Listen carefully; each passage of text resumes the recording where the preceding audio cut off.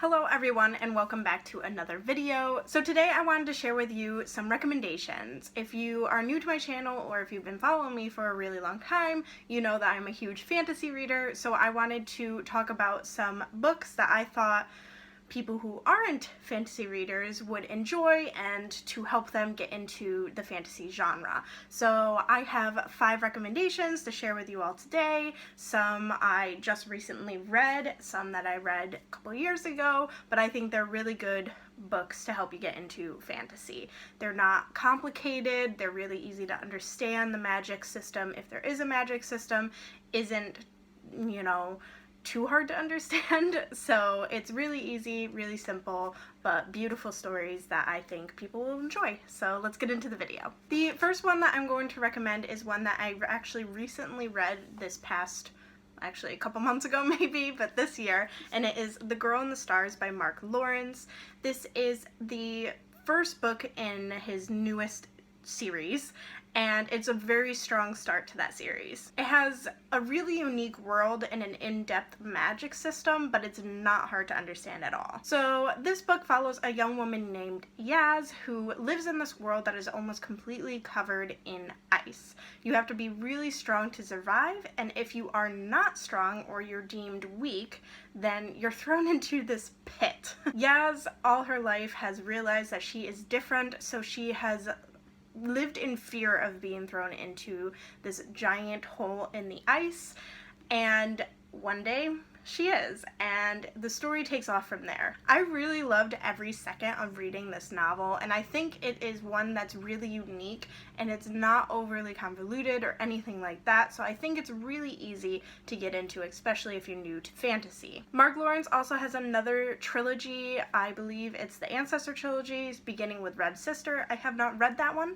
so I can't say if that one is also good for people who haven't read fantasy before, but this one definitely is. It is set in the same world as the Ancestor trilogy, but you don't need to read the Ancestor trilogy to read this one. It has nothing to do with it other than the fact that it is set in the same world. So this one is number 1 on my list right now. I really enjoyed it. The next one I want to talk about is one that I also read this year, and I feel like I mention it in every single one of my videos that I've done so far this year, and it is The Unspoken Name by A.K. Larkwood. The Unspoken Name is a fast-paced fantasy with space opera vibes, so I think it would be good for people who are getting into fantasy as well as people who want to get into some sci-fi. I would also like to mention that it is action-packed and features a female-female romance. The premise of this book is that it's about a young woman named Katherine. Can't really pronounce her name, but she's actually an orc priestess turned assassin. On the day of her foretold death, she's given a choice to either die, like she's supposed to, or escape with this wizard who has come to save her and kind of, become his assassin and serve him in a way. Katherine decides to go with this wizard, and again, the story takes off from there. It takes place over multiple years, and you're following Katherine's adventures and trying to figure out herself, as well as maybe this wizard isn't exactly who she thinks or who she thought he was. It's really a wild ride, and it features diverse characters, and I really enjoyed the character development in this. There's also like a few side characters that I just fell in love with, and I can't wait to see more of this series when the next book comes out. So if you wanted to get into sci-fi or fantasy, this is the one for you. It is really a good start to a series. The next one I'm going to recommend is one that I know some of my followers are going to be really happy to see. It is one I just recently finished, like last week, and it is The City of Brass by S.A. Chakraborty. Guys, this is an absolutely beautiful book. It is set in an alternative 18th century Cairo, or Middle East rather. It follows a young woman named Nari who is a young con artist in Cairo. However, she's a little different because she has this miraculous healing ability, the ability to heal herself as well as others. Despite this, Nari does not believe in magic whatsoever until she accidentally summons a Jinn warrior named Dara.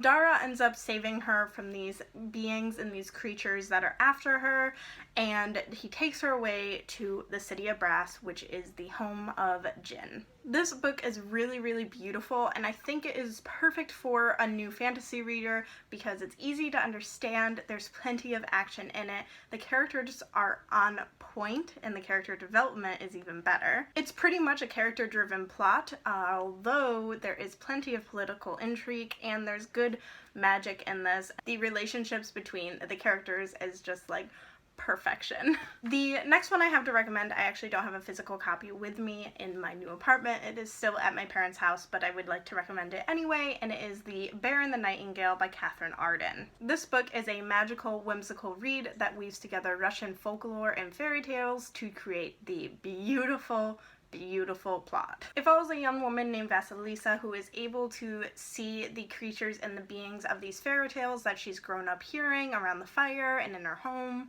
One of them happens to be the winter demon, and my goodness, he is perfection. One day her family is threatened by an unseen force and all these magical creatures, and Vasilisa needs to use the ability to see these creatures, one that she has kept hidden from everybody else, in order to save them. This book is really easy to understand, and it's really like reading a fairy tale, and if you happen to have read Uprooted and Spinning Silver by Naomi Novik, I think you would really enjoy this book if you enjoyed those two before. But yeah, I think you would really enjoy this one if you're new to fantasy, because it's not set in this like really overly complicated world. It is in our world technically, in the past though, and just so happens that magical creatures and fairy tales exist. So I think it's really, really beautiful. The writing itself is just magical, and this whole series, it's a trilogy rather, it's just really, really beautiful, and it's one of my favorites. I will say that I didn't really like the last book too much, but overall I loved the trilogy, and I definitely think the first one is one that you should read if you want to get into fantasy. The last one I want to recommend is another one that I don't have physically here with me. It is at my parents' house, but it is The Queens of Innis Lear by Tessa Gratton. The Queens of Innis Lear is a King Lear retelling which follows 3 daughters of the king. It is set on this kind of island world thing that is called Lear. The 3 sisters are Gyla, Regan, and Aaliyah, who all wish to follow their own destinies. One day their father decides that it's time to choose his heir, and he's ready to give up the throne. You know, Gyla is actually one that really, really wants to become the king, and Regan really, really wants to start her own family, and Aaliyah just really wants to protect Lear and does everything for Lear. This book is a standalone. It's not super heavy on the magic, although there is some magic in it. It's mainly about the relationships between the 3 daughters and how they go about getting what they want. For the most part, the magic is about fate, and it's all about what you were fated to be from the reading of the stars when you were born. And all 3 of these girls are fated in different ways. Some of them don't have the best fate. But yeah, it's a really, really enjoyable read. I really like that it's also a standalone, so it's really easy to read and get into. Because it is a standalone, sometimes you don't want to read those really, really long fantasy series. Like Wheel of Time has like 12 books, I think, or something like that.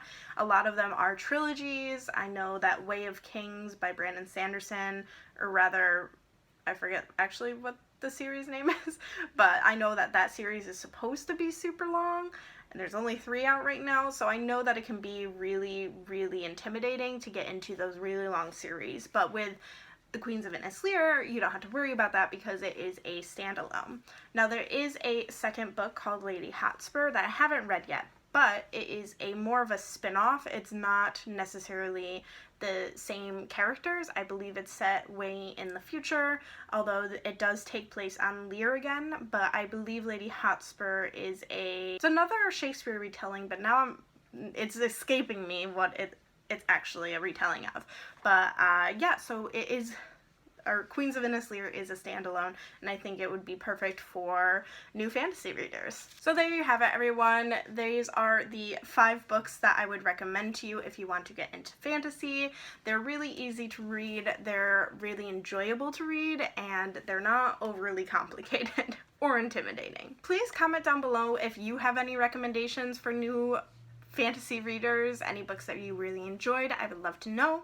Please like this video and subscribe if you aren't already, and I will see you all next time. Bye!